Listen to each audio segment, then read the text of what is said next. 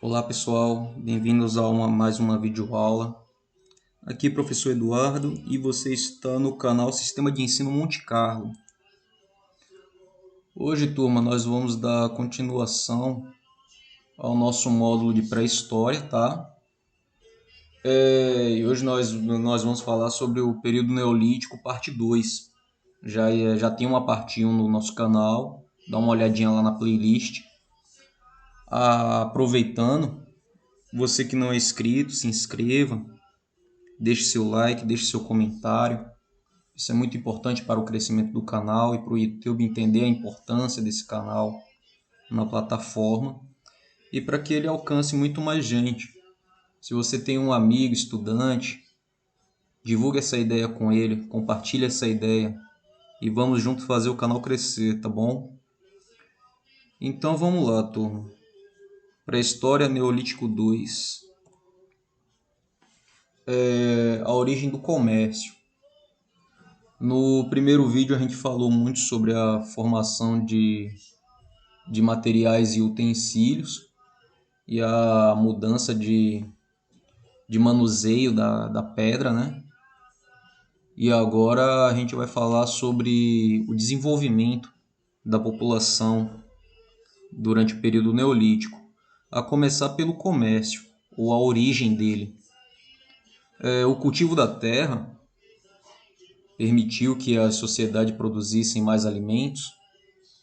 Nós vimos que no período neolítico o ser humano ele passa a dominar as produções agrícolas e assim deixar de ser um ser nômade e adotar uma vida mais sedentária.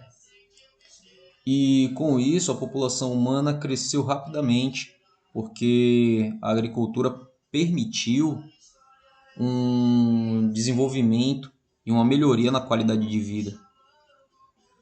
Tornou-se necessário assim ampliar as áreas cultivadas, porque a população cresceu, e desenvolver técnicas para a produtividade do solo, por exemplo, utilizando fertilizantes naturais para produzir grãos maiores e métodos para controlar as pragas agrícolas. A construção de sistemas de irrigação e outras técnicas ajudaram a produzir excedentes, ou seja, ajudou a obter mais alimentos do que era necessário para o consumo. Mais alimentos por quê? Porque a população agora é maior, então você precisa produzir mais. E essa produção, ela vai gerar um excedente, ela vai gerar um produto que sobra. E tudo indica que foi a produção em excedente agrícola que possibilitou as comunidades neolíticas começarem a trocar o que eles tinham com o excedente de outros povos. Então aquilo que tinha de produção demais precisava se dar um destino para ele, para não gerar um desperdício. A existência de excedente agrícola e a prática do comércio originou o primeiro grupo social de comerciantes. À medida que as trocas comerciais se expandiam e a população das aldeias cresciam, muitas pessoas que trabalhavam nos campos passaram a executar outros ofícios. Sim, porque agora ele não precisa se dedicar exclusivamente à agricultura, porque ele tem produto de sobra e se faltar alimento ele pode adquiri-lo a partir da troca com uma outra comunidade. Então sobra tempo para ele aprender outras atividades e outros ofícios. Como se produzia mais do que o necessário para a sobrevivência, o excedente de alimentos permitia sustentar pessoas que exerciam outras funções, como a de médico, sacerdote, padeiro, soldado e tecelão. A especialização de trabalhadores em determinadas atividades profissionais é o que chamamos de processo de divisão de trabalho. Veja só como a vida do homem pré-histórico agora ela está mais dinâmica e eficiente. Tudo pelo desenvolvimento agrícola. As primeiras cidades, as pesquisas indicam que as cidades mais antigas de que se tem conhecimento seria Jericó, na Palestina, e Satal, na Turquia. Cidades essas que surgiram e cresceram com o comércio. Evidências arqueológicas mostram que, por volta de 9.000 anos atrás, as duas cidades já comercializavam entre si. Nas áreas férteis, à margem de grandes rios como o Nilo, o Tigre e o Eufrates, rios esses que estão na África, as pequenas comunidades e aldeias começaram a se unir para construir sistemas de irrigação e aproveitar melhor a água das enchentes, que era essencial para a agricultura. Assim, no Egito, na Mesopotâmia, na China e Índia, e em seus respectivos vales, uniram suas aldeias originando as primeiras cidades. Com as cidades nasciam as primeiras civilizações. Por se localizarem às margens de rio, ficaram conhecidas como civilizações fluviais. Isso é estratégico, formar os primeiros conjuntos habitacionais próximo de rios. Isso vai denominar um modo de produção, já que a água era essencial para a manutenção dos seus afazeres e até da sua sobrevivência. Os metais são inicialmente extraídos dos minerais. Estamos falando agora da descoberta do uso dos metais, tá? Que são os principais compostos das rochas e do solo. O ouro e o cobre, ao contrário, já são encontrados na natureza na forma metálica. Por isso, tudo indica que eles tenham sido os primeiros metais utilizados pelo homem. É provável também que a descoberta dos usos do metal tenha sido semelhante à da agricultura. É possível que a descoberta do metal tenha ocorrido por acaso, assim como por acaso se descobriu a possibilidade de manipular os alimentos por meio da agricultura, tá? Há um pesquisador chamado Eduardo Albuquerque Brock que ele diz o seguinte: a procura de novos materiais pelo homem tem sido constante ao longo dos séculos. O uso de madeiras, rochas e ossos em instrumentos agrícolas e armas, sendo alguma das primeiras iniciativas nesse sentido.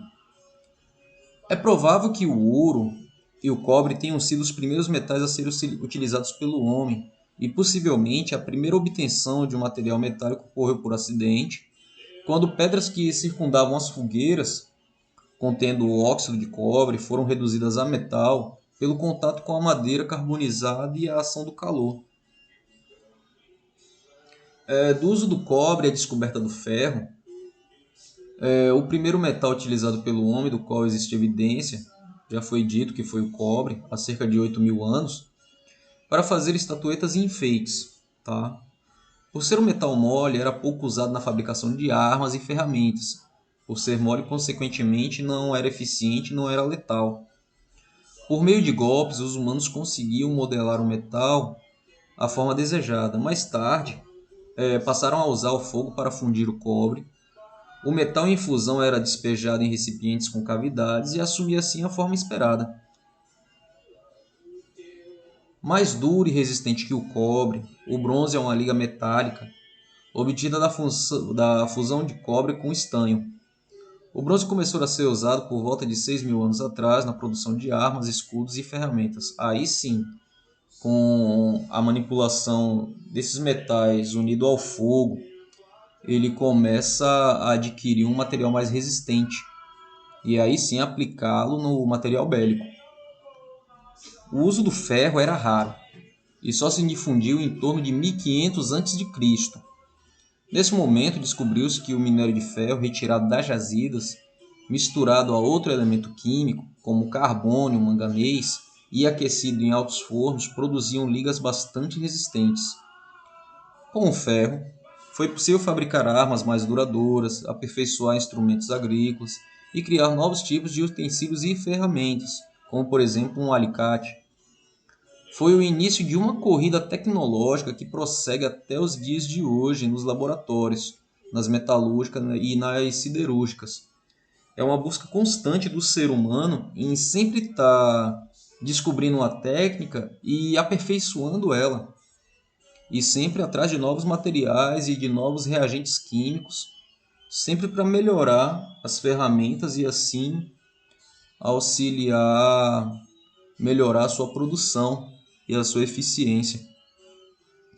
O desenvolvimento da agricultura e o crescimento populacional mudaram a organização de algumas sociedades, tá? E daí se tem o nascimento do Estado e da escrita. Acredita-se que o chefe ou sacerdote de uma família poderosa, em data incerta, assumiu o controle de uma região e tornou-se rei. Originou-se assim uma instituição que tinha plena autoridade sobre a população. É o que chamamos de processo de formação do Estado. Para garantir o controle sobre o conjunto da população, o rei tinha vários servidores, que desempenhavam tarefas em seu nome, como registrar as colheitas, cobrar impostos e organizar a defesa do território. O rei ainda podia fazer leis, julgar os crimes e dirigir rituais religiosos. Um dos principais resultados do surgimento das cidades e do Estado foi o desenvolvimento da escrita, por volta de 4000 a.C. Isso se deve por vários fatores, e tem dois que são os principais. Primeiro, a necessidade de contabilizar os produtos comercializados e os impostos arrecadados pelos servidores do rei. Isso precisava ser anotado, então ele tinha que criar uma simbologia para poder registrar aquilo. E o segundo ponto é o levantamento da estrutura das obras, que exigia a criação de um sistema de sinais numéricos para realizar cálculos geométricos. E com a escrita, o ser humano criou também uma forma de registrar suas ideias e sentimentos e de se comunicar. A linguagem escrita permite que a vida de hoje seja conhecida pelas gerações futuras, porque passa a se criar um registro, tá? Que esse registro no futuro ele poderá ser analisado. Aqui ao lado tem um exemplo de registros hieroglíficos, que era a escrita antiga do Egito. Turma, esse foi mais um vídeo, tá? Como sempre, eu espero que ele tenha sido útil e produtivo para vocês. E até a próxima.